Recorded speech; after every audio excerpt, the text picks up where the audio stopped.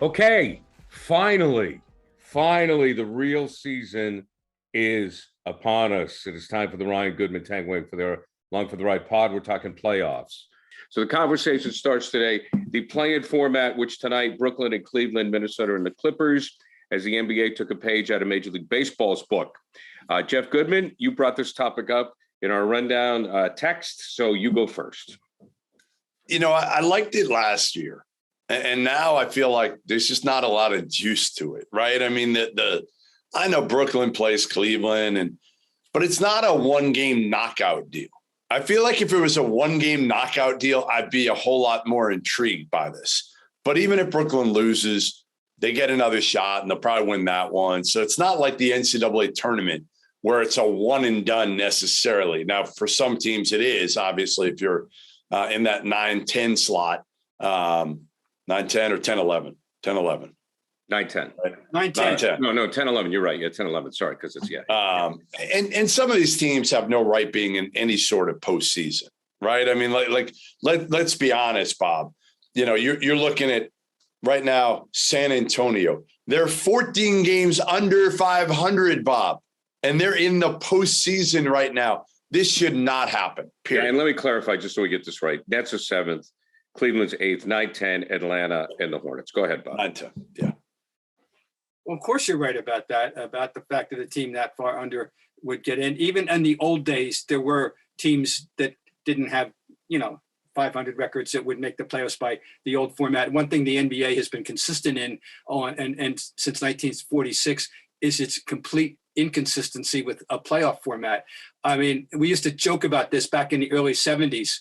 That they seem to be changing it every year to accommodate events, and they're still doing it. 50 years later, who knows what they're going to come up with next? In the best of all worlds, the baseball, you'd have 2 leagues, 2 pennants. The World Series would start on September 28th or 30th and be over in a week. Same here. I don't need this. I don't don't need play-in.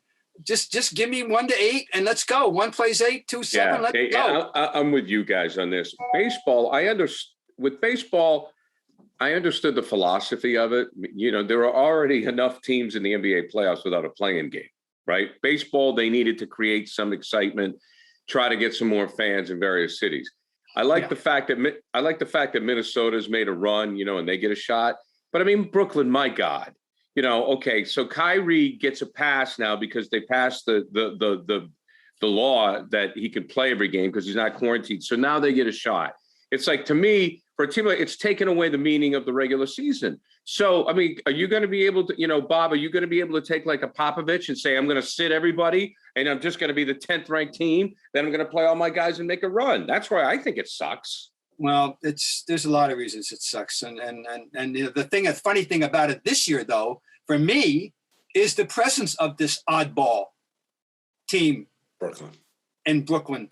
But they would be in anyway. But if you took this away, Bob, they'd be in. So I don't think it affects them as much. Well, I mean, I'm just talking about them in the playoffs in general. And that's fine. This is unlike anything we've ever experienced, ever. I mean, I've been following this league closely since 1969. And I'm telling you, this is unlike anything else. They're hovering. You know what I like? I liken it to whatever that Woody Allen movie was where the mother was hovering over the city. They're the mother hovering over the city. And, nobody knows what to make of them. I mean, really, they're intriguing. And so whether it was a standard, if they were just a standard 7, and they were playing the 2 or whatever happens here happens, they're the only interesting thing in this whole mess here. What do we care about the Cavaliers? What do we care about, the T-Wolves? What do we care about Charlotte? Oh my God. Nobody identified. We don't care. Well, I would say this. 3 of us don't care. I mean, Bob, I would say this.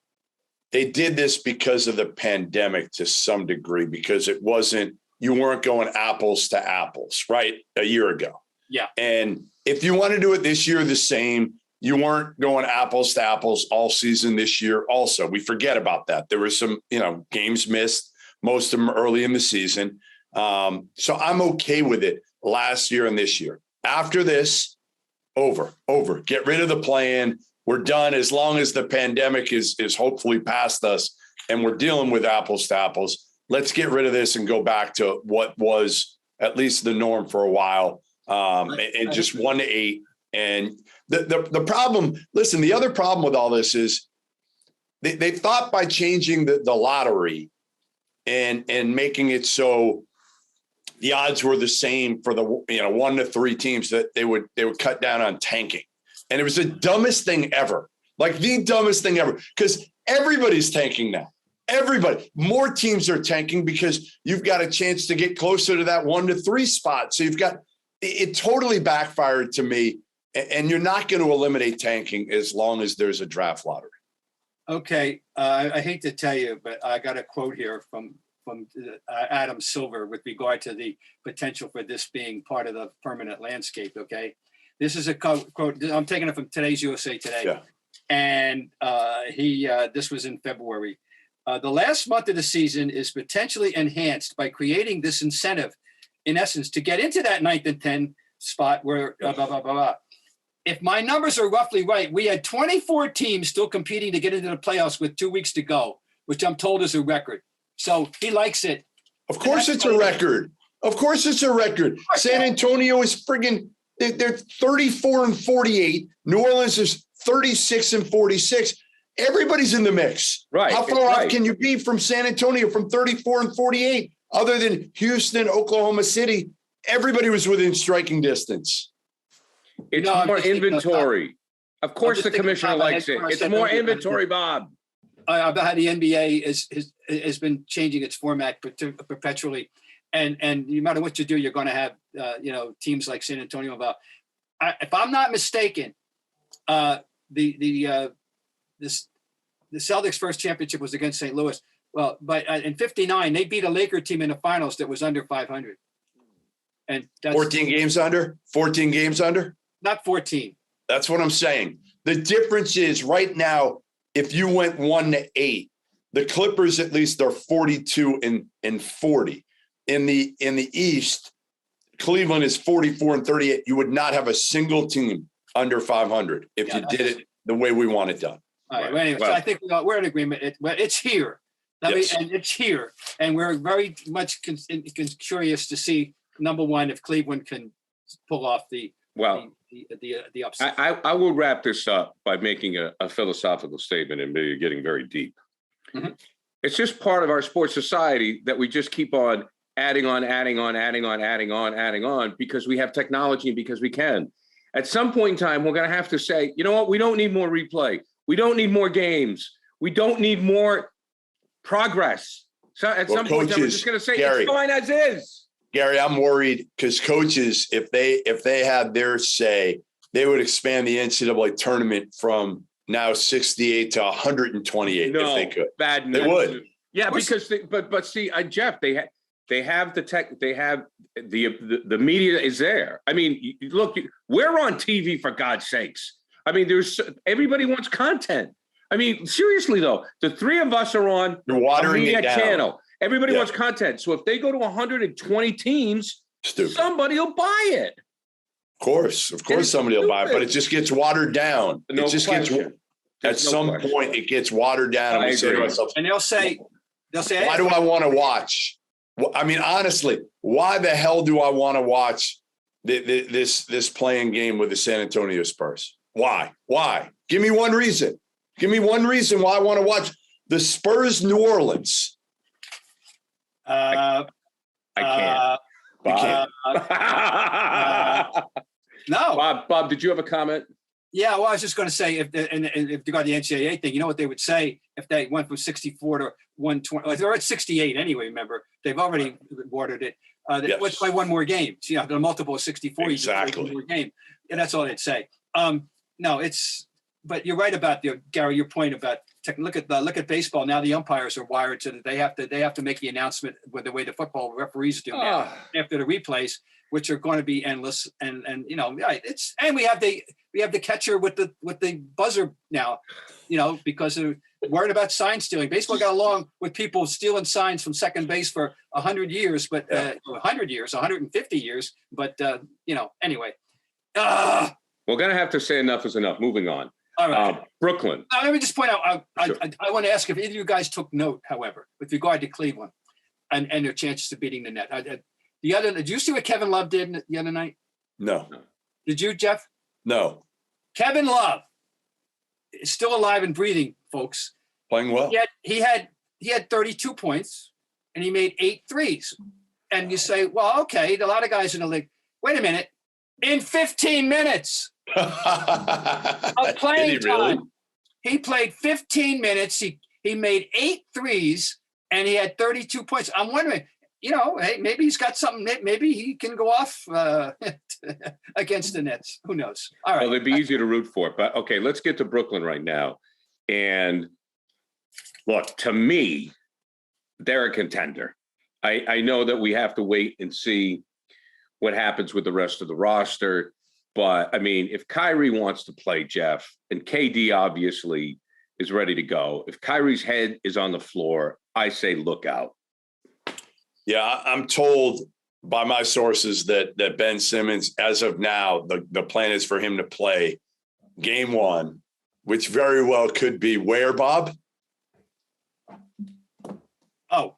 Game 1 of their first round series. Not playing. Where will that be? Here in Boston. How Boston. about that? Kyrie having to exercise a couple demons against Cleveland and then potentially Boston. Ben Simmons returning, playing his first game this season in Boston. And I won't be able to be there because I haven't seen my parents for about 3.5 months. They've been down in Florida and I'm going down to see them this weekend down the Cape. So I will watch it on TV. Yeah, well, I'm into baseball this weekend too, so I'll be going to ballpark on Friday and Sunday.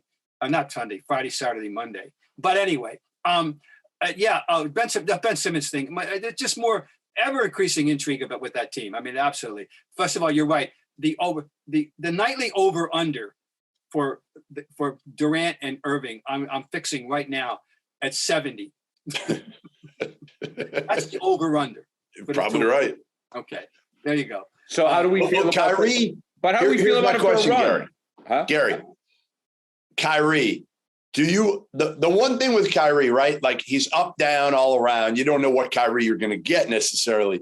Do you trust him when it comes to like coming to Boston with everything on the line? He'll get booed. He's been booed here before this year, obviously. Do you trust his mental makeup?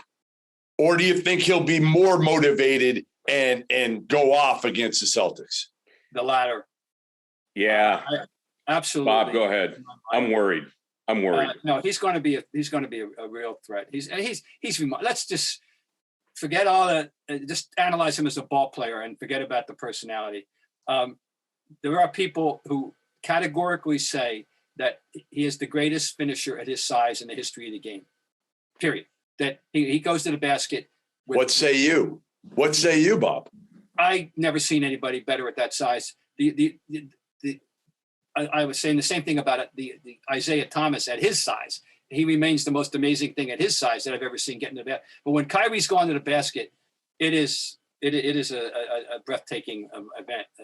He's amazing. His ambidexterity, his body control, his inventiveness, everything is just his handle is crazy to get there. He is the fastest. He is the fastest, quickest, slipperiest. He goes into a crowd and he comes out. I'm like, how did that happen? I mean, So, I'll tell you, I'm sorry. Derrick Rose. Bob, go ahead. Derrick Rose was another one for me, but it's a little bit different here. But I don't want to discount him. He's right up in that category, and they're about the same size. So here's my thing, Jeff. To answer your question, it's somewhere in the middle. I don't think Kyrie has to be where Bob says he's going to be. Though, if I had to choose, I agree with Bob. I think he has to be good enough because if you look at Kevin Durant, and I thought Durant in the last playoffs, when Kyrie was out, Harden was not himself. It was just all KD. I thought KD's performance was exemplary. I thought it was balls. So you bring that and the 70% Kyrie, I think it's good enough to win in Boston. It could be. It could be. Listen. Because I don't want to take anything away from the Celtics. But But they don't have Robert Williams. They're not going to have Robert Williams. Right. And that, I don't think enough people are talking about that. I feel like, you're taking away arguably their most important defensive player in a game where they're going to need him. Like in a series, they're going to need him, right? We talk about Kyrie and his ability to get to the basket and finish through contact, around contact, whatever. But you talk about Kevin Durant and his ability to his first step and get there, and his length and athleticism and ability. Obviously, we know he can shoot it from three, but beyond that, he can put it on the floor. And if you have Al Horford and Daniel Tice down there, let's face it, that's a little bit different. That's a lot different. Luke Cornett, but then I'm being smart ass here. I you know how I feel. I've gone from real excitement and enthusiasm to okay, let's see what happens. I'll live with it. If they don't progress without Robert Williams, I mean, it's a major thing. Yeah. Now they had some pretty good games, without him against the the inferior competition. There's no question.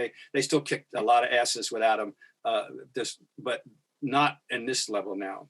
Not with two of the top 10 players in the game on the other side. Okay, so to focus on Brooklyn, so Simmons, how does that? Jeff, you have the most knowledge of him, and you're the Simmons guy. So how does that all work?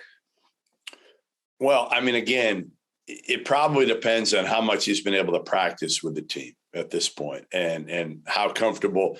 To me, you're not going to ask him to do too much early, right? You give him 10, 15 minutes game one if you can, and you just make him facilitate and defend. And if his body's up to it, well, that's probably all you'll need.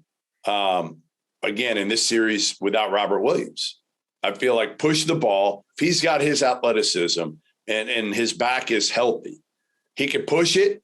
He can just give it to Kyrie and KD and finish when he needs to. But, the days of saying, hey, Ben Simmons has to shoot the ball, they're gone with Kyrie and KD around him. They don't need that. They don't need that from him. Defend, push it, and facilitate. And if you can do that for 22 minutes a game by the end of that series, and then ramp it up and maybe play 25 minutes a game in the next series, it's fine, because he doesn't have to have the ball. He needed the ball in his hands at the end of the game for Philly.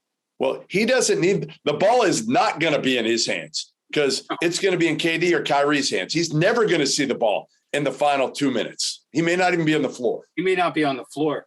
But, I know how you feel. His defense is where he can be the most service to them, and they need it. Their defense is substandard. If they don't improve their defense, they're not going to go very far, even if they, period. He will enhance that. There's one other guy I want to mention that should be mentioned for them, because, and this comes into play with the Robert Williams thing, and that is Drummond. He can still rebound with anybody. Huge, man. Look at some of his rebound totals this year. He's a force. They're very fortunate that trade, bought them a shooter to replace, Harris right now with Seth Curry, and they got a major rebound force. He's still and Harden has looked atrocious lately for Philly. Atrocious. And I said this when they got him. He just looks like his body belongs playing in the YMCA. It does. Like, I just see the deterioration. Maybe I'm wrong. Maybe he'll be able to turn it on for the playoffs. I have no faith in James Harden being able to lead Philly to the title or anything close. None. I love Joel. Yeah. I have to stick with my pick. I thought when they made the move, I felt he would be reinvigorated, much like he was when he first arrived in Brooklyn. When he first arrived in Brooklyn, he was dishing the ball. He was. But the playoffs are a long run, man. So I don't know, Jeff, but I'll take the hit if we don't know yet. I mean, we don't know. I just feel like, hey, who do you have more faith in right now? The culture in Milwaukee, or Philly, and throwing it together here kind of at the last minute, right? Sure. I mean, that's the other thing that I still fault Daryl Morey for, is if you're going to make this move, you had to make it earlier to build some chemistry. And they didn't do that. And I just don't think they're going to be able to all of a sudden, snap their fingers and be able to go on a run here in Philly. I just, to me, I think Milwaukee, Miami are the two teams that you look at in the East and you trust the most, with Brooklyn being the wild card, obviously, depending on what happens with Ben Simmons or if they decide to actually give a shit about playing defense. Well, I'm sticking with Milwaukee as my favorite. Yeah. And that is not to disparage Miami at all. I'm just saying, I just trust Milwaukee a little bit more when these games come now. And Antetokounmpo just gets incrementally better every year. I mean, he's absolutely at the top of his game. And they're formidable. So I'm picking. Well, they know their roles too. I think that's the part with Milwaukee is they all know their roles and they embrace them, right? Giannis is just the ultimate team leader who's not about himself. Chris Middleton's just happy with being the sidekick. Drew Holiday is just what he is, right? Like does everything, doesn't care also about attention. And then they got a bunch of good role guys around them. They got Lopez back in time and functioning just in time. I mean, right. So, they're just, and that's important because he was the anchor of their defense last year, and now they got him back. They got through the whole almost 4/5 of the season without him, and they still had a good year. But they're going to be better than they've been all year right now. There is no drama in Milwaukee. Just basketball. No, you're right. You're right. That means something. I do have to. I want to go off script just real quick. I want to ask you guys about two teams in the postseason as we look ahead. Bob, I'll start with you. Your thoughts on Memphis and Golden State? Oh, good. Yeah. Well, Memphis, they surprised me that by doing at times as well as they did when Morant was not there. Memphis has won 55 games, I believe, and they're a threat and to go to the conference finals. I think possibly. They should be taken very seriously. And Golden State is tell me how healthy Draymond is. No, tell me how healthy Steph is. Tell me how healthy Steph is. Steph hasn't recovered fully from that dive that Marcus Smart made. No, I mean, if they don't have everything going now, Thompson apparently is back, being Klay Thompson. He's had some big Klay Thompson games, and Jordan Poole is a revelation that I never saw coming. That's for sure. I mean, he's obviously but for them to perform to their max, they have to have Draymond doing the Draymond things. He's got to be out there, and of course they need Steph. And there's no Steph is. I don't even know he's going to play. Is he ready? Sounds like he's 50-50 at this point. So that makes them a big question mark team. The potential, if healthy enough, sure they can go a long way. But they're very much a murky topic right now. Listen, if you tell me you have a healthy Steph, a healthy Klay, a healthy Draymond, a healthy Andrew Wiggins, all right, like Andrew Wiggins is your fourth best player, like that's a pretty damn good team. Maybe not if Poole could be your fourth best player. Yes. Right now. Yes. So that's five pretty damn good players. And I wish they had Wiseman. I wish they had a healthy Wiseman because I do think he would give them exactly what this team needs, which is just a rim runner, a rim protector, a shot alterer, a guy that doesn't need the ball in his hands at all offensively. You can throw him lobs, and nobody's going to pay attention to him offensively. Nobody's going to look at him offensively. But I think that hurts him. I really do. I think ultimately, again, I think they can get past Denver, but who knows? I mean, your boy could carve him up. Gary, nobody's going to sit around and say, "Oh boy, we're playing Memphis." Oh no, the Memphis is going to be heard from. I think. I love them. I mean, I think they're a blast. I think the playoffs right now. I think for me, the regular season is the regular season. I'm not going to say the NBA has become like the NHL, but it's closer. The NHL is like the real season starts in the playoffs, but. Maybe it's been the COVID thing. Maybe it's been the Kyrie thing. Maybe it started with Popovich resting guys. But now, like, to me, the real season starts today, Sure. And the fact that LeBron is not playing is not an issue. The NBA, as we know, with David Stern, started the whole star thing, the Bird, the Magic, and not to let Michael and all this. And LeBron's not playing, and I don't care. I mean, I don't dislike him, but I mean, Bob, we don't miss LeBron. We don't. He doesn't transcend the game, Not anymore. I've never bought into that any more than I bought into Tiger at this stage of his career and being essential to the success of the PGA. I don't think, no, he's not in the tournament. Too bad. We got some damn good player. I mean, Jokic is still there, right? And the Giannis is still there. Kevin Durant is the best player in the world now. That anyway, he's just, you can't say enough about him. And you got great players. You got great players that are different. They're all different. But Jeff, here's another point I want to make. You got great teams. You just talked about Milwaukee.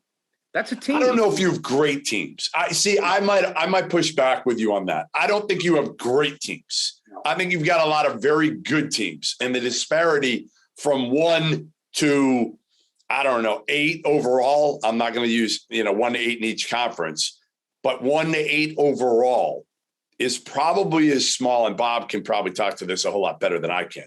Is probably as small as it's been in a long time. Am I wrong, Bob? No, I think you're right. I think you're right. And so, yeah, there's a lot of dispersed talent. Put it that way. It's good. And I'm not, I'm a defender of the regular season, but that's the whole topic for, but yeah. And anyway, I hate that disparaging the regular season. Having lived through many of them, I understand the dynamics of them, I think, and I appreciate them. But, but I know we live in a world now where the focus has become so disproportionate on playoffs and rings and and the whole thing. I understand, and a lot of that is talk. The way the sports is reported. The talk show driven world we live in, the talking head world that we live in, the world that we're part of. But it has changed the conversation. So anyway, but I can live. I'm with you totally 100%, Gary. LeBron's not in. Too bad. We got plenty of players I want to see. That's for sure. So, that's fine. How do we feel, Jeff, about the Lakers right now and their future? Not great. I mean, how can you, right? Like, look at what happened to him this year. AD is seemingly hurt every year. Russell Westbrook was a complete train wreck, and LeBron's not getting younger. He's getting older every year. Now, he had a hell of a year, especially for his age, but you just watch him and you're like, all right, he doesn't have that burst consistently like he used to. And it's going to hit him even more next year. This isn't Tom Brady. This isn't the NFL. This is the NBA. It's a little bit different, right? Like LeBron's game, if it changes, we know he's not the greatest perimeter shooter. And if that's what he's got to rely on as he gets older, his game's going to start to diminish quickly. But again, for me, it's more about the other guys. It's more about Anthony Davis being unable to be relied on. It's more about Russell Westbrook and it being a horrible, horrible fit in LA and how you get rid of that contract. And now who wants to come in and coach this team? That's what I would ask. Again, you're going to go after Nick Nurse or Doc Rivers or somebody like that. Why the hell would Doc Rivers want to go to the Lakers and deal with this team right now? Like, no chance if I'm Doc Rivers, because you can't coach him anyway. You can't coach a team with LeBron on it. So why are you going to go there? You're set up for failure. If I'm Doc or Nick Nurse, thanks, but no thanks. I mean, all the next guy has to do is talk to Frank Vogel. Take him out for a beer. Okay, Frank, let's go. What's it like? Yeah. I mean, we knew he was going to be the scapegoat. We know it's a matter of when. Not the first guy in the history of American or international professional sport where the coach is the unfair, scapegoat of a situation with way beyond his control. That's part of coaching in the world of sport. Okay, but for the specifics, the next guy got to take Frank out for a couple of beers and get the lowdown. You guys, I learned something this morning. This is the 6th. They've had 6 coaches since Phil Jackson. The Lakers. Wow. That's sobering. I mean, Vogel did win a title. Yeah, he did. He did. And he did what they asked him to do. He won a title. He was the good fall guy, right? He didn't fight it. He did exactly what he was called upon to do. And there was always going to be an expiration date on Frank Vogel in LA. He didn't get stupid overnight. And that's true. Yeah, and the league knows it. Obviously, the league knows it. We saw him. He did well with the Pacers, then Orlando. I mean, coaching Orlando. He'll get another job. It's not going to be an issue for him. But now that we are talking about the Lakers, and I don't want to get Bob Ryan upset again, but I am hooked on HBO's Winning Time, which Bob has watched the first episode, and he doesn't appreciate the way that they've portrayed. You watched 2? Okay. I saw number 2. Okay. By the time you get to number 5 or 6, Jerry West is portrayed to me as like one of the keys to the key of the dynasty because he stepped down. So I think you'll like the way Jerry's portrayed later on in the show. But good, Jeff, now that you have some time, you have to binge this. I'm going to watch it. Okay. I'm going to watch it. And the thing I want to bring up, last night I caught it, I think it's episode 5. Bob, I want you to talk about, okay, so McKinney has the bike accident, right? McKinney has a bike, Westhead takes over. And he makes the decision to start Michael Cooper over Haywood. And no one else sees it but Westhood. But I didn't know that Westhead made the call to say Michael Cooper, because Cooper thought he was going to get cut.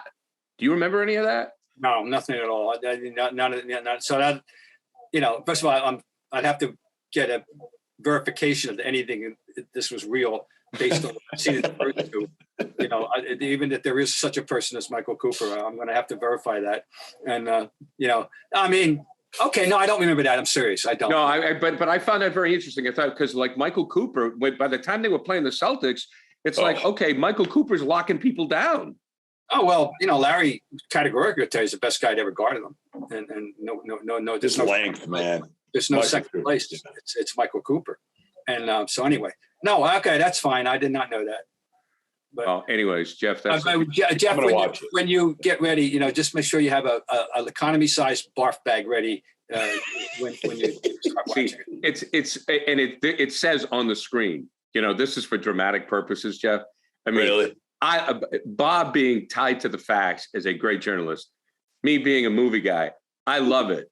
I think it's phenomenal. Entertaining. It's entertainment. I'm amazed. I'm just stunned that people like it that much. But is it based like loosely off the book? Yeah. Because I thought it was based off Jeff Pearlman's book. Yeah, but they take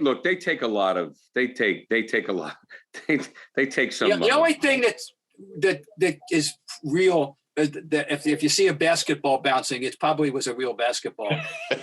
But other than that, it's So are you done? Are you done with it now, Bob? Harry Potter is more realistic than this movie. Right? I love it, folks. If you watch it for yourself and judge. It's entertainment. Tracy Letts as Jack McKinney should win an award. I mean, he's phenomenal. And Chick Hearn does the hand signal. Pat Riley's doing the games, and Chick Hearn, gives him the thing. When I did a couple of games for Mike Gorman, I got more than one of these from Tommy Heinsohn. Shut up.